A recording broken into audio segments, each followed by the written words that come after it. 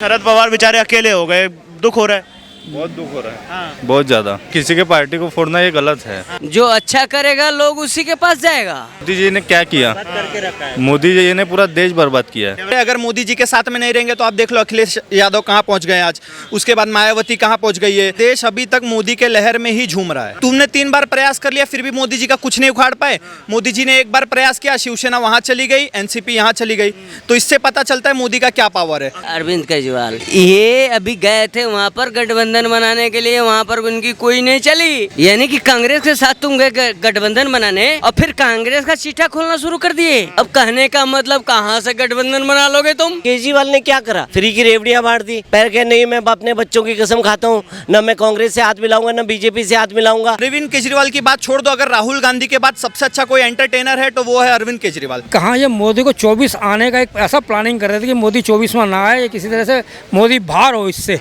और आज ये हो गए खुद ही बाहर हो रहे हैं, उससे अपनी पार्टी से बाहर हो रहे हैं, अपने सिंबल से बाहर हो रहे हैं। जब वहाँ से पत्ता कट गया, शिंदे के पास सरकार आ गई और उद्धव जी के पास कुछ नहीं, हाथ मलते हुए रह गए, आपस में ही लड़ने लगे। और राजनीति की परंपरा ही यही है, कब कौन किसके पाले में गिर जाए किसी को कुछ नहीं पता। अभी कहीं ऐसा ना हो कि हमारा पलटू राम जी वापसी ना आ जाए। जब शरद पवार ने खुद पलटी मारी थी और मुख्यमंत्री बने थे, वो दिन भी तो उनको याद करना चाहिए। जैसी करनी वैसी भरनी। नमस्कार, मैं आयुष शर्मा और आप देख रहे हैं ओ न्यूज़ हिंदी। जिस खेला की बात ममता बनर्जी बंगाल के लिए किया करती थी, अब महाराष्ट्र में वैसा ही खेला होता हुआ नजर आ रहा है। अक्सर आपने सुना होगा कि विधायक दल बदल लेते हैं, परंतु यहाँ पर तो पार्टी ही पूरी की पूरी एक साथ बदलती हुई नजर आ रही है। जो खेला अजीत पवार ने महाराष्ट्र में कर दिया, इसको किस तरीके से देखते हैं? भाजपा के साथ अब जा रहे हैं, चाचा का दामन छोड़ दिया। देखिए ऐसा है, जब तक उद्धव जी मुख्यमंत्री थे और कांग्रेस का एनसीपी का गठबंधन था, तब तो इमलाइयाँ खा रहे थे इनके सबके सब बड़े ऊंचे पद वाले। जब वहाँ से पत्ता कट गया, शिंदे के पास सरकार आ गई और उद्धव जी के पास कुछ नहीं, हाथ मलते हुए रह गए, तो कहने का मतलब ये लोग अब आपस में ही लड़ने लगे। देखिए कहाँ ये मोदी को 24 आने का एक ऐसा प्लानिंग कर रहे थे कि मोदी 24वां ना आए, ये किसी तरह से मोदी बाहर हो इससे। और आज ये हो गए खुद ही बाहर हो रहे हैं, उससे अपनी पार्टी से बाहर हो रहे हैं, अपने सिंबल से बाहर हो रहे हैं ये लोग। तो ये ऐसा परिवर्तन जो है कलयुग में ही होता है। ये वही लोग हैं जो कह रहे हैं मोदी को सत्ता से उठाकर फेंक देंगे, बाहर वापस आने नहीं देंगे 2024 में। तो यही तो मैं बताना चाहता हूँ। कहाँ ये मीटिंगें करते थे, गठबंधन करते थे, नीतीश जी जाते थे, केजरीवाल जी जाते थे, ये सब इकट्ठा होते थे। ममता बनर्जी हो गई, तेलंगाना की हो गई। कहने का मकसद ये है कि ये पहले ही इनके अंदर बिखराव आ गया है। जैसे पेड़ पतझड़ आता है ना, ये पहले ही हरियाली होने से पतझड़ के रूप में आ गए हैं।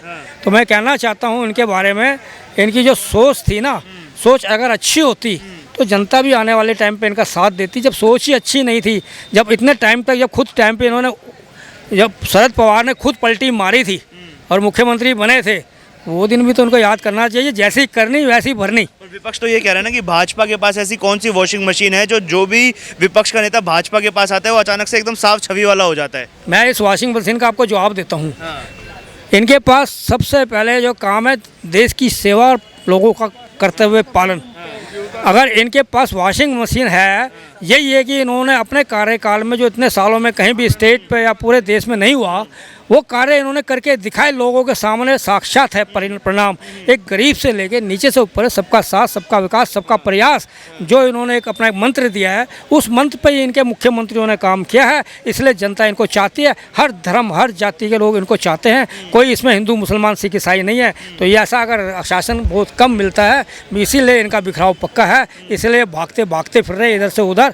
इनको बचाने वाला कोई नहीं। 24 में फिर मोदी सरकार बनेगी। 24 में फिर मोदी सरकार बनेगी। सर, महाराष्ट्र में तो अक्सर हमने देखा है कि विधायक इधर उधर जाते हैं, कोई पार्टी बदल देते हैं, कोई दूसरी पार्टी में चले जाते हैं। अब तो पूरी की पूरी पार्टी ही बदल गई है। अजीत पवार चाचा के साथ छोड़कर अब मोदी जी के साथ जा रहे हैं। मैं बस इतना कहना चाहता हूँ, मैं गुजरात से बिलोंग करता हूँ और गुजरात में है ना, मोदी की छवि ऑलवेज ब्राइट ही है।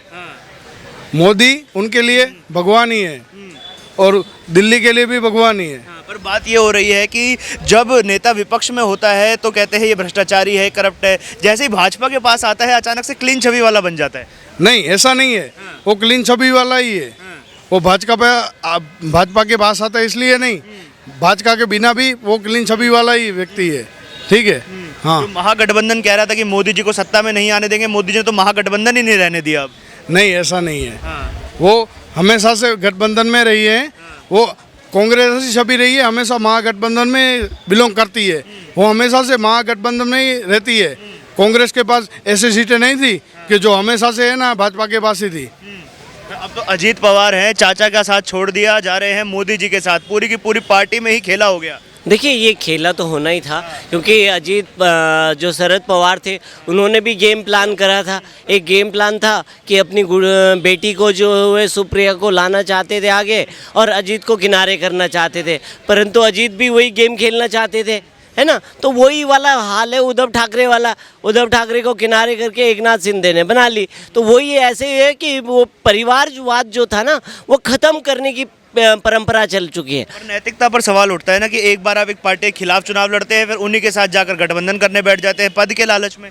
देखिए ये तो राजनीति है, तो राजनीति में कहते हैं ना साम दाम दंड भेद सब कुछ चलता है, उससे कोई मतलब मुकर नहीं सकता। उससे राजनीति इसी का नाम है, राज और नीति वो अलग अलग है चीज़ें। ये वहाँ पे कहीं वो नहीं है कि हाँ यार इसने मेरे साथ ऐसा कर, वो तो सब ये सबके साथ चलता है।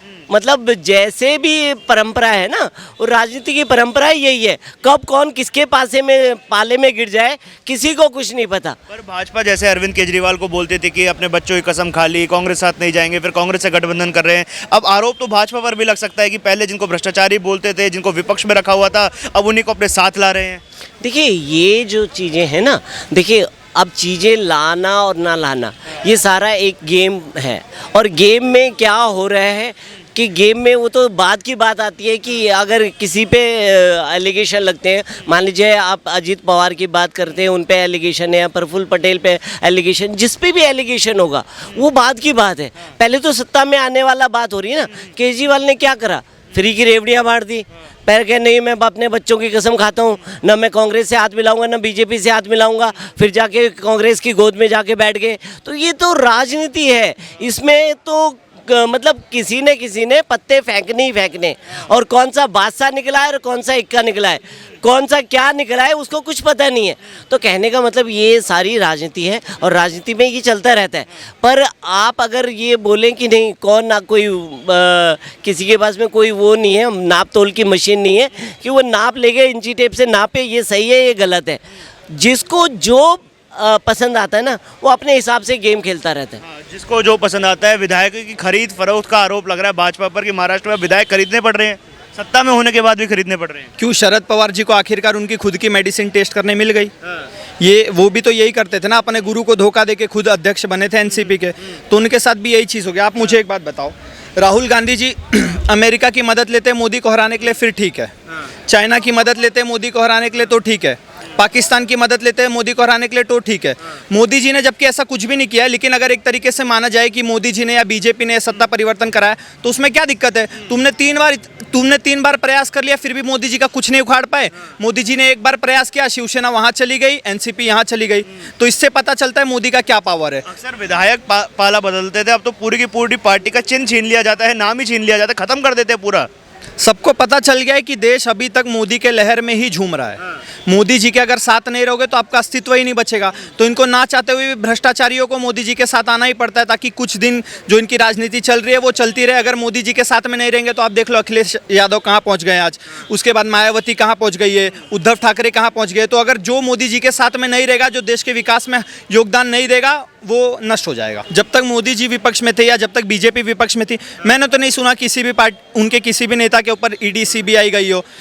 अक्सर करके कांग्रेस के राज में भी कांग्रेस के नेताओं के घर जाती थी, और मोदी जी के राज में भी कांग्रेस के नेताओं के घर जाती है। अब इन्होंने मोदी जी का सामना करने के लिए एक पैट्रियोटिक डेमोक्रेटिक अलायंस बना दिया, पीडीए। दल सब दल एक साथ आ गए। तो मैं कहना चाहूँगा, तुम जितने भी दल हो ना, दल मिला के दल मिला के दल बनता है, लेकिन उस दल में खिलेगा तो कमल ही। तो आखिरकार आना भाजपा को ही है, उसके अलावा कोई विकल्प नहीं है किसी के पास। महागठबंधन जो बन रहा था तो टूटता हुआ नजर आ रहा है। क्यों नहीं टूटेगा। अभी तक देखो ये यूसीसी के खिलाफ सब एक साथ हुए थे, अब अरविंद केजरीवाल यूसीसी का कहीं ना कहीं समर्थन करते नजर आ रहे हैं। वहाँ पे बसपा की मायावती जी भी कहीं ना कहीं समर्थन करती नजर आ रही है। वहाँ पे ये नवीन पटनायक भी कहीं ना कहीं समर्थन करते नजर आ रहे हैं। सबको पता चल रहा है कि यूसीसी एक ऐसा मुद्दा है जो कि पहले ही संविधान में लिखा जा चुका है, बस उसको लाने की देर है और कहीं ना कहीं इससे फायदा पूरे देश को ही होगा। तो अगर तुम देश की खिलाफत करोगे तो आजकल भारत की जनता सब पढ़ी लिखी शिक्षित जनता हो गई है, जिसको सब पता चलता है कि आप सही बोल रहे हो या गलत बोल रहे हो। तो अगर आप गलत बोलोगे तो आप जनता क्यों जिताएगी आपको? तो ना चाहते हुए भी उनको यूसीसी का समर्थन करना पड़ेगा। अब तो नीतीश बाबू भी संकेत दे रहे हैं कहीं ना कहीं, जब देख लिए शरद पवार जी के साथ कांड हो गया तो अब जाके हर पार्टी वाले जाके घर में दरवाजा बंद करके अपने विधायकों के साथ मीटिंग कर रहे हैं कि ऐसा ना हो कि मेरी भी पार्टी खत्म हो जाए। तो ये खौफ दिख रहा है भारत में मोदी जी का।